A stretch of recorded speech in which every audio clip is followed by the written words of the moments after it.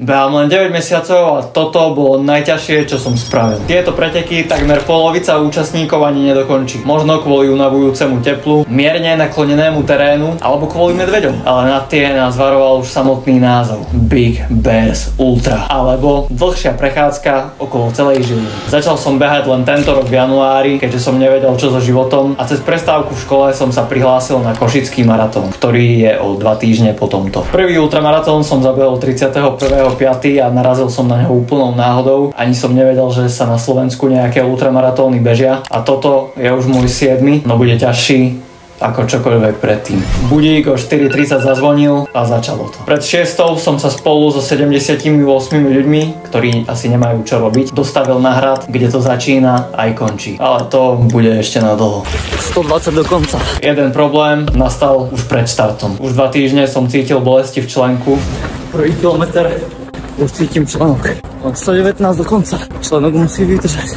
Asi bol natiahnutý a podcenil som to. Myslel som, že to do pretekov zregenerujem, ale každý krok je cítiteľný. Aspoň budem vedieť, že stále žijem. Tak som to vyriešil tým, že som si kúpil ortézu, s ktorou to celé odbehnem. 6 km, členok už na tom asi lepšie do konca nebude. Nevie o tom nikto, iba ja, môj kameraman, lebo ináč by som sa tu asi nedostal. Už len 114 km. Prvá záodbočka, bomba. Horiči. Ideme zase liesť. Včera som skúpil nové palice, aj opasok na palice. Podľa mňa deň pred pretekmi kúpiť nové vybavenie je tak akurát. Naučil som sa ich skladať. Došlo mi, že keby neviem dostúpiť na ľavú nohu, tak sa môžem na nich aspoň zavesiť a nejako to už dojdem. Mám limit 30 hodín, čiže podľa mňa aj s jednou nohou.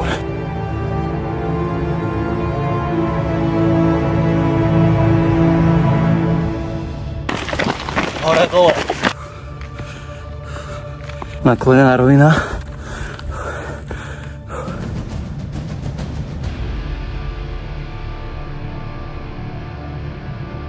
Idem z prvej občerstvačky na 10. kilometri, hodina a 10 minút. Rozhodol som sa, že dneska nezerem sračky, aby som vládal aj behať.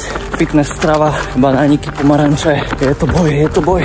Beh dole kopcom bol vždy moja slabá stránka a preto som na tom posledné týždne trénoval. A asi sa to oplatilo, lebo na tomto zbehu som obehol 5 ľudí. Každý krok som cítil bolesť členka, až keď zrazu po 20 kilometroch to nebolo až také hrozné. Máme polmaratón za skoro 2,5 hodiny. Heslo dňa, treba behať kým sa dá, lebo keď budem pod veľkým kriváňom, tam to už tak veľmi nepôjde. To sa mi nepáči vôbec. Dúfam, že to obchádzam. Mám trošku tréning na Košický maratón o 2 týždne. 24, to znamená, že už len 4-krát toľko. Teraz už to nepôjde tak rýchlo asi. A potom pôjdete trošičku vyššie už na Astinovské sedlo. Sa to trošku nahne. Trošku sa vydýchate. No, treba oddychnúť. Tak. Len 4-krát toľko. To už takú sme doma. To obedom, no.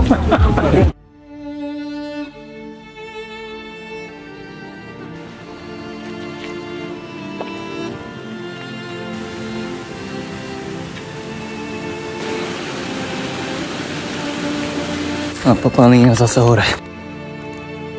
Už som videl palice, súpame 1100 metrov.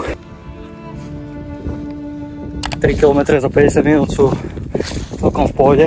Tu hore konečne aj fúka, zo slnka to tu celkom pečie.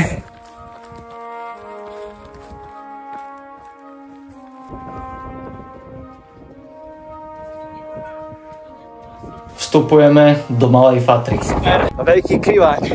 Najvyššie miesto tohto celého preteku. 1700 metrov. Bohužiaľ, to sa moja podpora nedostala autom. S lanovkou. No najbližšie nemôžeme ísť tam nejaká lanovka, ale vidieť. Nejaký šiváň tady je. Nejaký soko. Hore na kriváni som sa priblížil k slniečku, ktoré ma začalo opekať zaživa a ešte pred polovicou pretekov som bol upečený na medium rare spôsob. A vyššie to už nebude. Máme maratón.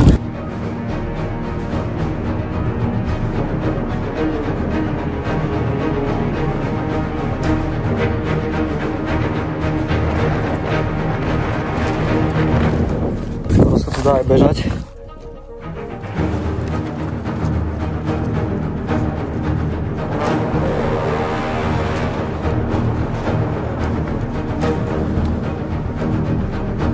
Pekné. Keď to vylezieš, musíš to aj zliesť. Po veľkom stúpaní musí prísť aj veľké klesanie a to pocítil môj malíček, ktorý každým krokom narážal do topánky. Všetko, čo sme nastúpali, teraz musím zísť dole, to budú nechty len tak odpadávať. Idem z ďalšej občerstvovačky 10 km do ďalšej, kde mám dropback. Tam klasicky nejaké príjemné prekvapenie. Môj moč má farbu ako slniečko, čo asi nie je ideálne. Už len 70. Behateľný terén. Navočil som si čapku, lebo je teplo. Bolí ma celkom hlava. Na najbližšej stanici si musím posedieť, lebo dokopy som zatiaľ sedel možno 2 minúty od štartu. Klasicky som neodbočil. Plus 500 metrov. Už som najradšej teraz skočil. Jak sa beží? Teplo.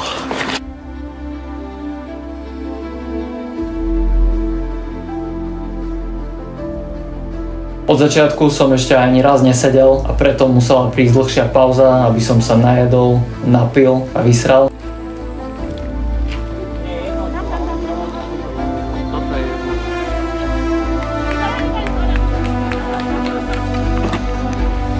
Musel som si vymeniť ponožky a keďže som pod jednou mal ortézu, tak som si ju nevedel zviesť dole a dostával som pritom krče. Súčasťou pravidel bolo taktiež to, že ti nemôžu tvoji priatelia pomáhať, čiže som dopadol tak, že som behal s 2 rôznymi ponožkami. Keď som odtiaľto odchádzal, tak som vedel, že ešte len tu to vážne začína. Som to dlho, nie?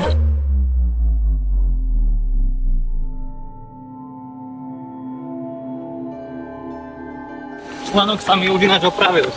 Hej? Bomba. Drž sa, Boris. Celkom som sa tam zdržal, ale potreboval som vyrovnať telesnú teplotu takzvané a vysrať sa. Teraz ideme loziť 5 km v kuse. Ďalších 5 km som iba liezol a postupne sa ochladzovalo, čo mi pomohlo vyrovnať tlak. A dostal som sa na stanicu, kde mi oznámili šťastné správy, že do ďalšej občerstvovačky ma čakajú tak 3 až 4 hodiny. Po 2 hodinách som prešiel 5 km, idem z občerstvovačky, ďalšia o 17 km. Minulé roky na tomto úseku mali ľudia priemerný čas 4 hodiny. Teraz je 4:30, takže tam prídem asi v noci. Bola cesta pred nami. A nie rovná cesta pred nami. Možno kvôli tomuto. A ďalším 10 takýmto.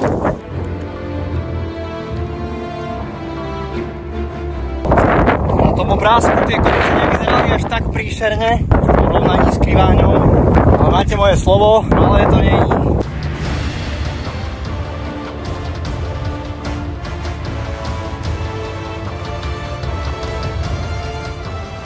Palice mám vzadu na opasku a zrazu mi toto spadne na zem. Paráda. A myslím si, že toto neopravím. Do konca ma čaká ešte 3000 výškových metrov. V ruke držím koniec zlomenej palice. V lese začína byť tma. Okolo mňa je zrazu Jurský park, keďže jelene majú ruju. Nikoho som nevidel už viac ako hodinu. Je fér povedať, že mi nebolo všetko jedno. Počul som ričanie, takže blízko pri mne. Neviem, či to bol jeleň. V lese už je tma. Mám rolničku na sebe. Neviem, veľmi to je účinné. Treba splniť.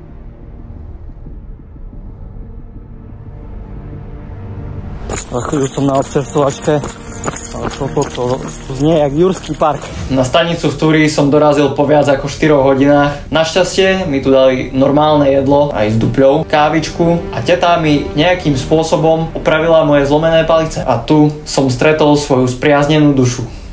Tomáša. Tomáš ma síce pred pár hodinami zaviedol na zlú trasu 2-krát. Ja som sa nepozeral a išiel som hore kopcom za týpkom, ktorého sa ma pýta, či to je dobrá cesta.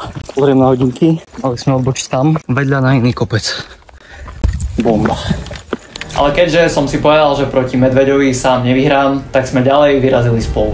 Je skoro 10 hodín, 87 km, skoro na ďalšej občerstvovačke. Bežím s jedným Maďarom. Už 10 km na zvonček na Medvede, čiže bomba. Teraz si musel odskočiť, čiže pokračujem sám. Teraz z toho klesania hrozne začal bojiť koleno. Sadnem si na občerstvovačke a uvidíme. Ešte 30 do konca. I will just film something real quick. Teraz 3,5 hodiny do ďalšej občerstvovačky. 15 km, 1100 metrov prevýšenia. Posledná ťažká časť. a potom finish. Tento úsek bol nočná mora, ktorá sa nekončí. Po kilometri som si musel odskočiť na veľkú postojačky a stratil som skupinku, ktorou som celý čas išiel. Už mi krútilo brucho asi 2 hodiny, tak som povedal, že dobre, tak to nejde. Musel som vykonať veľkú potrebu, takže som zastavil a traja ľudia, ktorí boli pri mne, šli logicky ďalej, čiže zase som sám. Tak pokračujeme sami. Ja som ich normálne dobehol. Teraz som počul jelene, adrenalín. Na mape sa to veľmi nezdá, ale na tomto úseku sme len liezli hore, zliezli dole a išli naspäť hore. Asi tak 20 krát. Zasa som strátil svoju skupinu a dostal som krízu, ktorá nastane vždy. Rozmýšľaš, čo tu robíš, či chceš ísť ďalej, začneš sa ľutovať, ale stačí neprestať, lebo každým krokom si bližšie ku koncu. To je, že vyledeš na kopec, odpadávaš, zbehneš ho, zomierajú ti kolená, myslíš si, že ideš ďalej dole, konečne, takže ďalší kopec, tak už idem hodinu a pol. Som 3 km od ďalšej občerstvovačky, to bol najhorší úsek, čo som v živote bežal a ešte to nekončí, lebo 1 km môže trvať aj 15 minút, čiže ešte nevravím nič. Na mape to tak nevyzerá, ale ty ideš hore, dole, krát 20. A toto tu, to je už asi 10. krát týmto ísť dole. Plazíme, lozíme jak dementi. Asi kilometr pred ďalšou občerstvovačkou som sa skoro posral. Zasvietil som čelovkou do lesa a videl som tam oči, ktoré na mňa pozerali. A začal som sa hýbať a začalo sa to hýbať so mnou. Asi minútu som sa na to pozeral, buchol som palicami a našťastie to utieklo. Tety mi dali chladiaci sprej na koleno, ktorý fungoval asi dokiaľ som sa nepostavil z lavičky a každý ďalší krok som cítil bolesť z kolena do celej nohy. Varovali nás, že ďalej už nie sú žiadne medvede, ale pred dedinou sú občas nejaké diviaky a na tieto slova som si čoskoro spomenul. Idem sa pred poslednej občerstvovačky 5 km na ďalšiu a potom 10 do cieľa. Týpek, čo so mnou behá, mi uteká do ryti, že som musím pohnúť. Koleno mám, aj keby som si ho zapálil. Spodok nôh mám asi roztrhaný. Dobre, idem dobehnúť týpka. Tomáš bol trocha predo mnou a zrazu zastavil pri dome. Tak som k nemu prišiel, otočil sa a zasvietil čelovkou na 2 malé diviaky a hovorí mi Wild Pigs. Tak som sa na ňo pozrel, vravím mu, že super, asi by sme mali ísť. On že OK. Posledných 10 km nás čakala už len rýchlo chôdza a za to som bol veľmi rád, keďže moje nohy už zomreli dávno. Najďalej, čo som kedy bol, už to len chodíme. Bude to ešte pred 24 možno. Je to bude. Posledný úsek už bol našťastie bez medveďov, aj bez diviakov, aj bez zubrov. Išli sme cez námestie, kde nás obkrikovali miestni štamgasti o 5 ráno a asi tiež ešte nespali. Prešli sme cez vlakovú stanicu, kde už boli ľudia nachystaní do práce a zrazu sa tam zjavíme my, ľudia, ktorí vyzerajú, že prišli z vojenskej misie.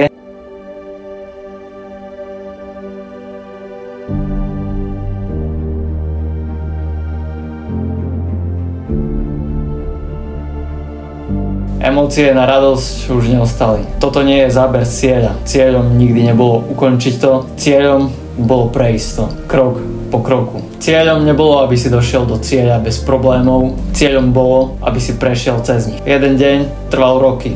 Zažil som bolesť, strach, zúfalosť, slabosť, ľútosť, šťastie, odvahu, silu, pokoru, trpezlivosť a vďačnosť. Z vrcholu som sa dostal na dno, len aby som vystúpal ešte vyššie.